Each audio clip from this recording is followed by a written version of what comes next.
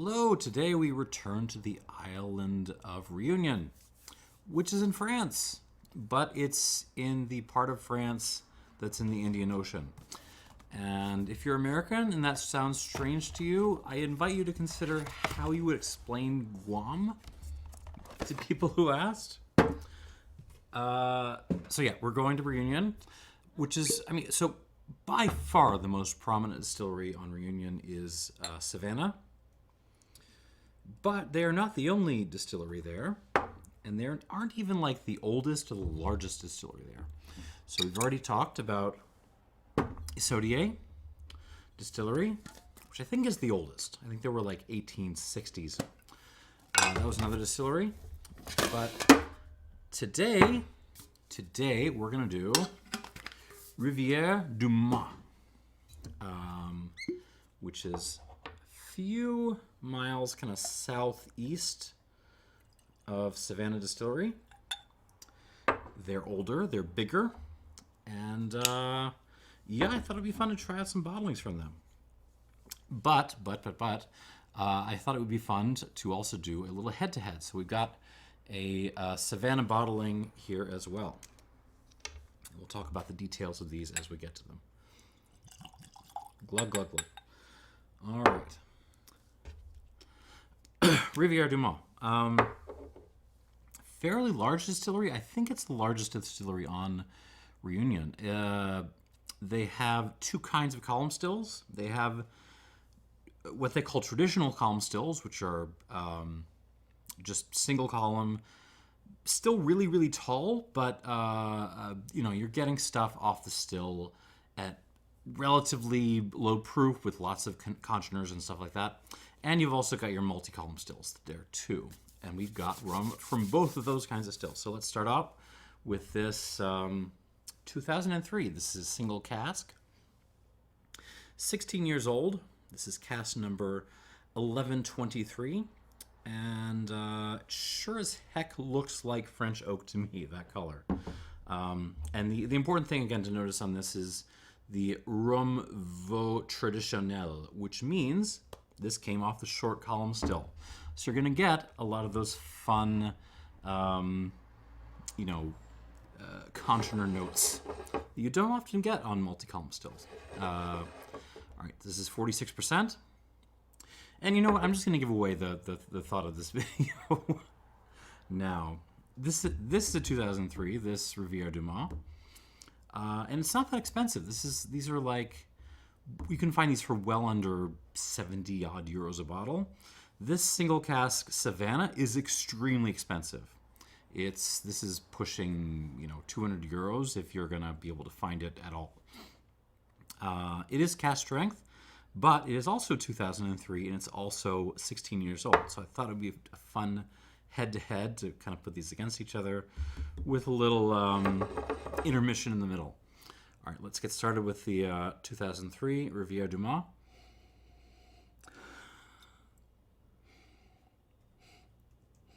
I mean, right off the bat, this smells like the best brown sugar ever made. I mean, this, not like the fake ass grocery store brown sugar. This is the stuff which, like, if you put it in between your fingers, it will start to melt. The good stuff, the real proper brown sugar. Yeah, I mean, you can smell the French oak on this, but I mean, bourbon fans, come on in. Like, you're going to be into this. Figs, vanilla. It smells like an old pipe collection. If you've ever been friends with an old man who had just like a ginormous old pipe collection. Not that I've experienced that, but that would be what that smells like. Black pepper, Darjeeling tea. Honestly, the amount of vanilla on this is making me wonder if some portion of this, I know it's a single cask, but I'm wondering if some portion of this cask saw American oak at some point in its lifetime, because it kind of feels like a little bit like that. There's some Seattle coffee, Sumatra heavy coffee. There's some light floral notes, some kind of like flowers coming in, and a little touch of like kindergarten eraser, you know, little like pink salmon colored erasers, except dirty. Cinnamon, nutmeg, raisins, cigar box. I mean, it's nice. The word for this is nice. It's not the most complex, intense nose I can possibly imagine, but it's a delight to put this up to my face. On the palate,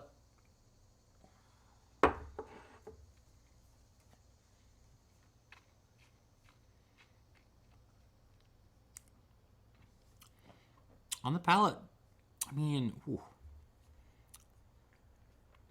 same kind of story. It's not a home run. It's not flying out of the park or anything, but it's about as pretty as of like a double as you could possibly ask for. Like, you're getting some guys on base. Arrives on. So the transition on this is pretty fun. It arrives on like this, like, cinnamon Darjeeling tea thing, but infused with like figs and prune. But then, like, in the middle of the palate, it transitions pretty hard and with a twist, but a fun twist, into this like something much more intense and kind of bitter and tannic, but good.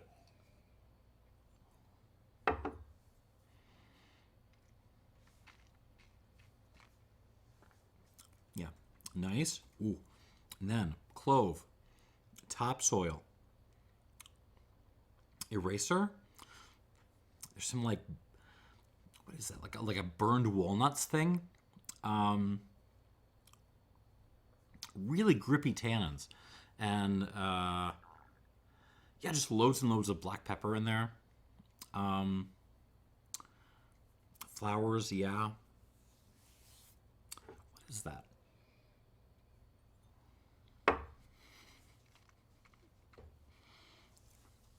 This is going to sound weird and wrong, but there's a mouthwash component to this, but I'm kind of digging it. It's nice. And yeah, like, so this is not doing a full-on, like, tire fire kind of thing, but Caroni fans, like, I mean, if you're looking for something to kind of scratch that itch a little bit, this is not Caroni. It's a different style. It does not taste like an industrial accent. But for something that's a little bit leaning in that direction, like, come on in. Take a look at this.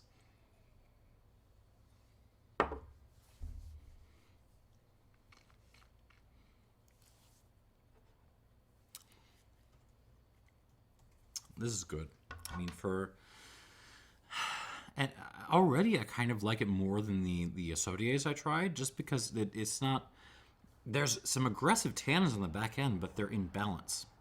They don't feel like I don't feel like I'm chewing on a piece of furniture right now. It's just pleasant to drink. So it gives us some water.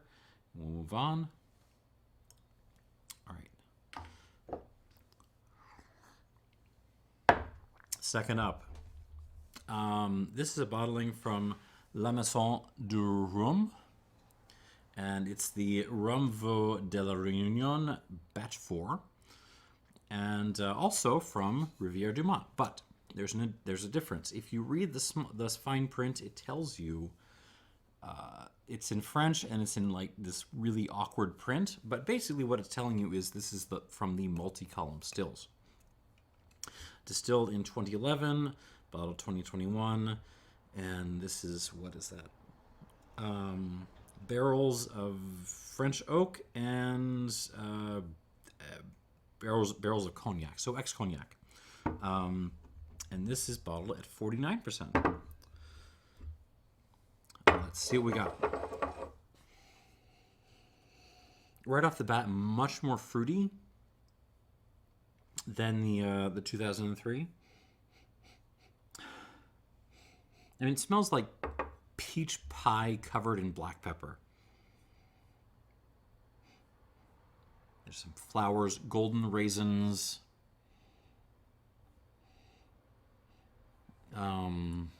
It's like a little bit of like a dried apricot thing.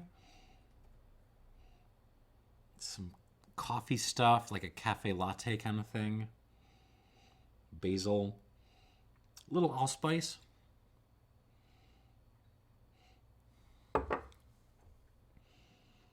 Yeah, in terms of like layers, this is not, it's not really at the same level as the 2003, at least not right now. But, so not super complex, but very nice. Very kind of high-toned, floral, aromatic, fun. On the palate.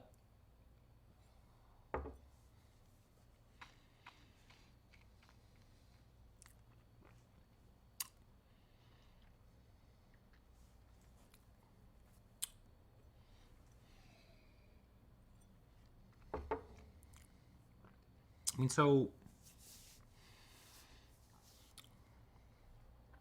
I mean, my first thought is like, a lot of this is very like Cuban in style. I mean, there's a lot of this actually reminds me of like Havana Club 7, that kind of thing. I mean, obviously it's bottled at higher strength, but something like Havana Club 7 with like some cinnamon sugar and just like a wall of flowers. That's kind of what this is doing.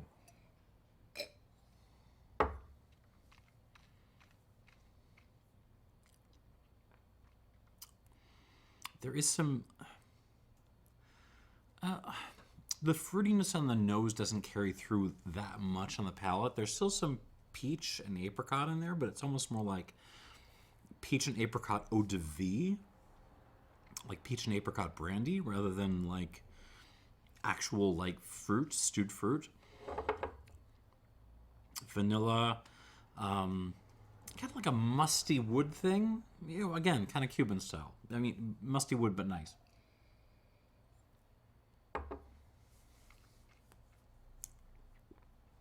Some cappuccino, like a little like a chunk of old tire in there.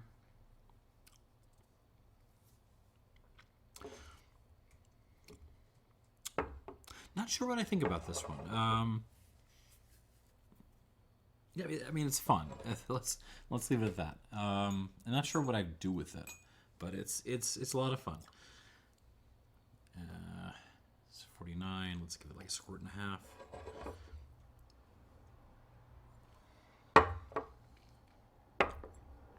And now to the reason why at least a couple of people clicked on this video. The Savanna. And this is the Maputo bottling that they did. It's actually an official bottling, but it's a single barrel. And this is, let me read the stats, cask number 988. It's an armagnac finish, so they actually got some de Rose cask and threw some of their rum in there. 822 bottles, distilled October 2003. And no indication when it was bottled, but it's a 16-year-old. And again, it's a rum traditional, so we're talking column still, but not multi-column, like a regular shortish column still. On the nose.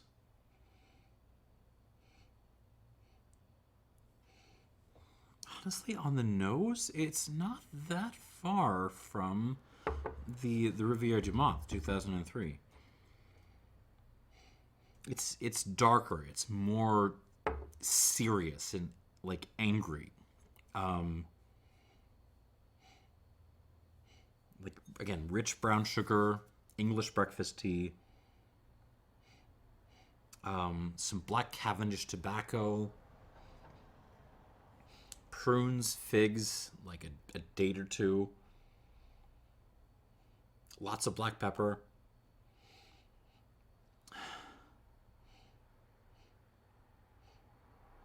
So with the Rivière du Mât, I was wondering if maybe some American oak had crept into this. This one really smells like it was just all French oak all the way.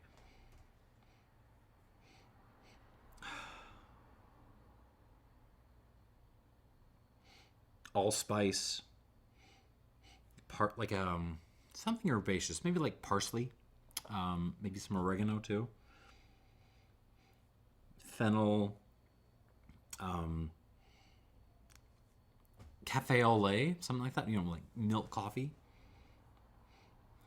Some nice nutty ashiness.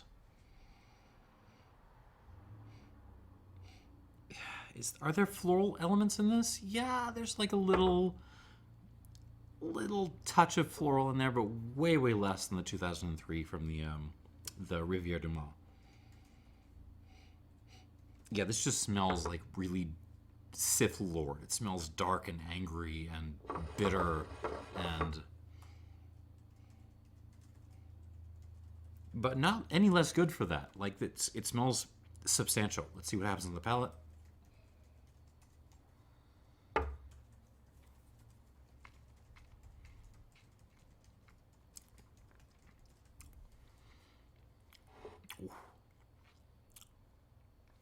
Grip. Yeah, with this, we're approaching the associate territory of like just aggressive tannic back end, but this one feels like it's got more substance to kind of make that work. Mint, fennel, flowers. More flowers on the palate than on the nose, actually.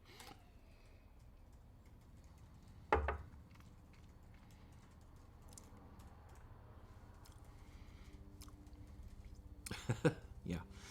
I mean, all that, but like in the context of like a whole bunch of overstewed tea, tannic tea, and like moist potting soil. There's a little bit of eraser in here, but actually less than the Rivière du Mât. Very little fruit on the palate. It's very austere.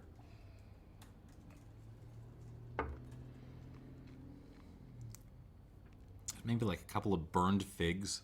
That's about it as far as fruit goes. Coffee grinds. Basil, again. Like toasted brown sugar.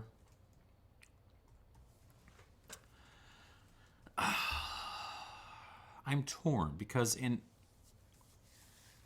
terms of absolute quality, I think this is hanging right there with the 2003 Rivière du Mât. Might be even a little bit better. But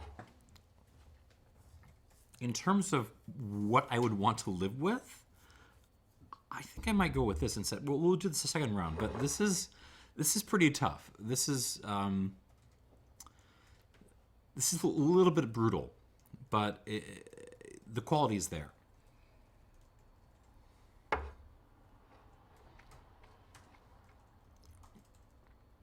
Grippy, but very, very serious. I mean, maybe a little too serious. 2, 3, 4, 5. We might get to 6 on this. It's CAPV on this, like 60 something, right? Yeah, 64.2. So, you got to get serious with the water. It's like 5.5.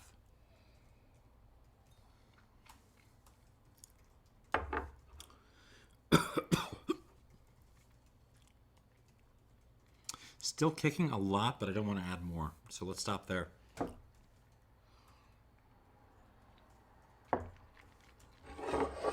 All right, let's go back, go through these one more time. Starting with the Rivière du Mât 2003. This is surprising me a little bit. This is showing me some things. On the nose.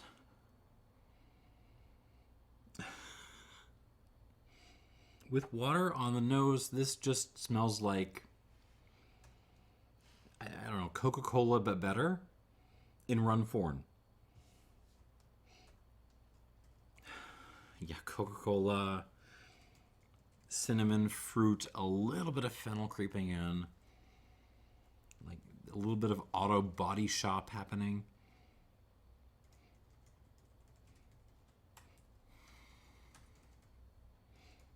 Really nice. Really like, just like, it manages to be both, it brings a lot of the darkness that the Savanna here is doing, the seriousness, the denseness, but it's also like just nice and fun at the same time.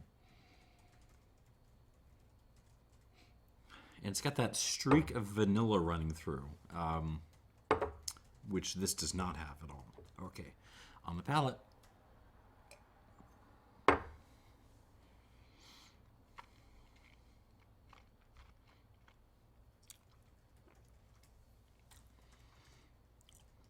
With water, there's a little bit more kind of aromatic-y high-tone stuff. Maybe some incense that creeps in. A little more flowers. But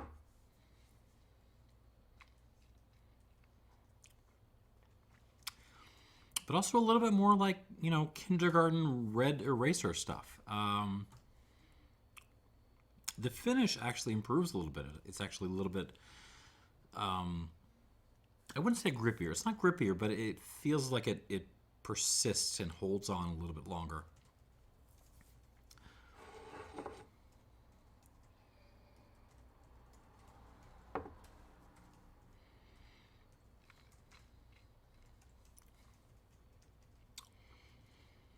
I mean, gun to my head, I'm not sure if this is the best rum on the table today. I'm not sure. We're gonna have to. It's gonna come down to the wire. We're gonna have to taste these two monsters together. But in terms of which I would want to live with, I think I would go with the Rivière du Mât. It's eminently recommendable. Like, I feel like I could pour this for bourbon fans, brandy fans. Like, with the exception of mezcal nerds, I feel like I could pour this for just about anyone who walked through my door. It's got substance, but it's delicious, and yeah, I'm impressed. It's not expensive. This is good. I'm gonna give this. I can't make it to 87. I'm gonna give this an 86 plus. We're gonna stop there.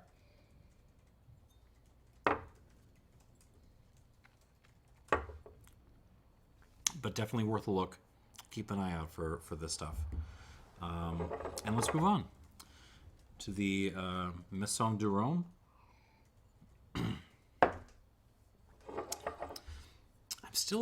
I didn't know what to think about this the first time through, so I'm curious to see if water has solidified my opinion in any way.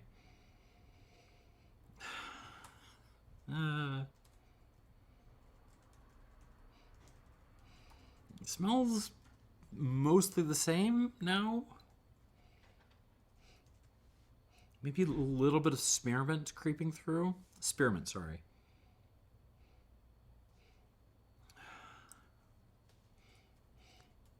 A little bit of nectarine, but that's kind of related to peach, right? So, not that much change. Not a whole lot of change.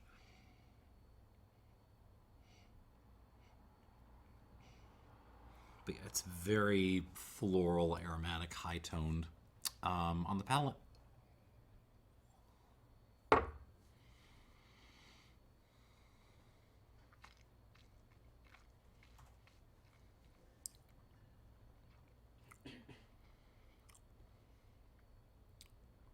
Yeah, a lot of the problem here is, and it's really obvious going up against these other two monsters, is the finish is kind of clipped. Like, there's a little bit of an ethanol-y thing that hangs on, but most of the floral thing and the fruit stuff, the fun things, they kind of leave the room pretty quick once you've swallowed.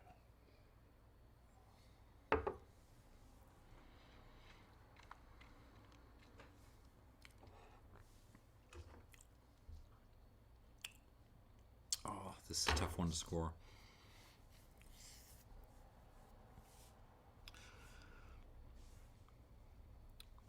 I mean, I'm fascinated by this. I like the high tone style this is going for. And I kind of want to try to appreciate it on its own terms, even if I don't totally understand its own terms. What I can say is it feels like it's just outclassed by the other stuff on the table here. So I'm going to give this like an 84 question mark, because it's a little bit of an oddball, and I don't feel super duper confident in my 84.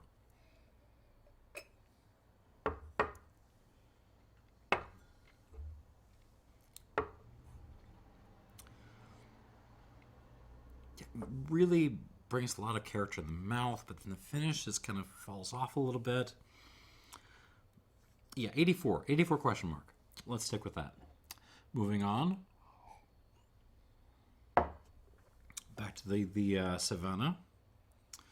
All right. Let's see what this does with the water. On the nose.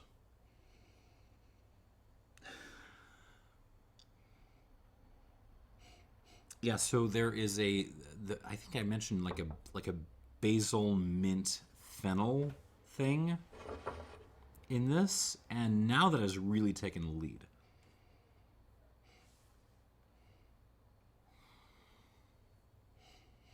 Yeah, a lot of what I sometimes call the hippie toothpaste note, but it's got that kind of halo of serious, like, just French oak density to it. Like, there's like the background of the hippie toothpaste is just tons of like wood and darkness and like overstewed tea and like mud.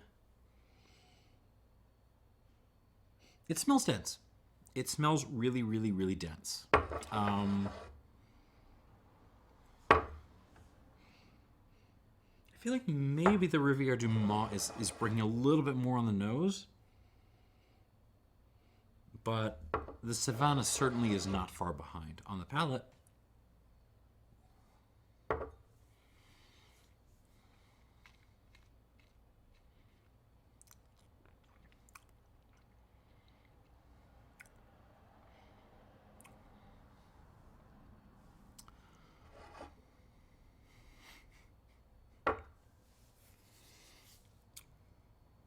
You know, there's a part of me that really, really, really, really wanted to come into this video and score the little $70 Rivière du Mât over the Savanna, and I don't think I can do it. I don't think I can do it. The mouth presence and the finish they're just too good. Yeah,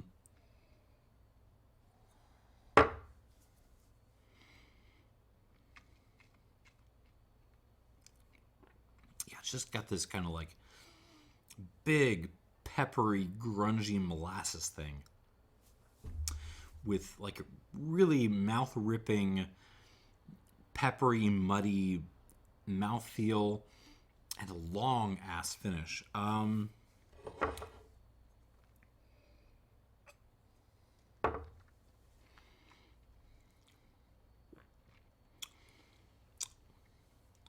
In terms of absolute quality,